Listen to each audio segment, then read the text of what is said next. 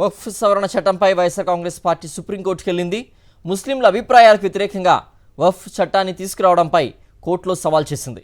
ఈ చట్టం ప్రాథమిక హక్కులు, సమానత్వం, మత స్వేచ్ఛకు వ్యతిరేకంగా ఉందంటూ కోర్టులో పిటిషన్ దాఖలు చేసింది. ముస్లింలకు వైఎస్ఆర్ కాంగ్రెస్ పార్టీ మరోసారి అండగా నిలిచింది.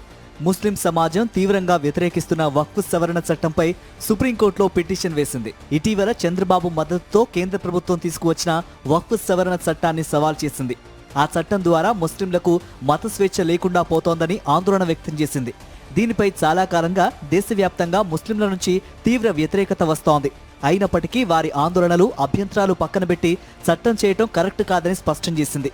రాజ్యాంగంలోని ఆర్టికల్ 13, 14, 24, 25 ప్రకారం ప్రాథమిక హక్కులు, సమానత్వం, మత స్వేచ్ఛలకు తీవ్ర వ్యతిరేకంగా ఈ నూతన వక్ఫ్ సవరణ చట్టం ఉందని వైఎస్ఆర్ కాంగ్రెస్ పార్టీ భావిస్తోంది. వక్ఫ్ సవరణ చట్టంతో ముస్లింలకు ఇబ్బందికర పరిస్థితులు తలెత్తనున్నాయి. ముస్లింల మనోభావాలను తీవ్ర స్థాయిలో దెబ్బతీసే ఇలాంటి బిల్లుకు చంద్రబాబు మద్దతు తెలపడంపై ముస్లిం పర్సనల్ లా బోర్డు ఆగ్రహం వ్యక్తం చేసింది.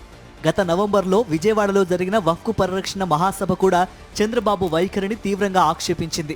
చంద్రబాబు నిస్సిగ్గుగా ముస్లింలకు వ్యతిరేకమైన వక్ఫ్ బిల్లుకు ఆమోదం తెలపడంతో అది చట్టంగా మారింది. దీనిపై మొదటి నుంచి వైఎస్ఆర్సీపీ వ్యతిరేకిస్తూనే ఉంది. అయినప్పటికీ చట్టం చేయడంపై సుప్రీంకోర్టును ఆశ్రయించింది.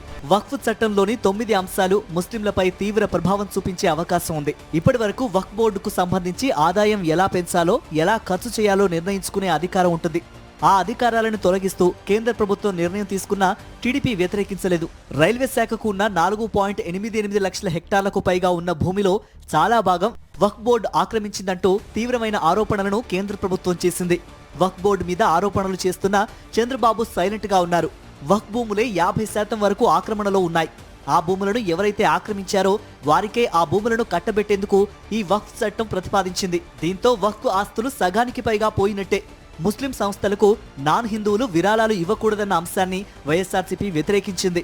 ముస్లింలు ఇతరులకు విరాళం ఇవ్వచ్చు, కానీ ఇతరులు మాత్రం వక్ఫ్ బోర్డుకు విరాళాలు ఇవ్వకూడదంటూ దారుణమైన నిర్ణయాన్ని ఈ చట్టంలో పొందుపరిచారు.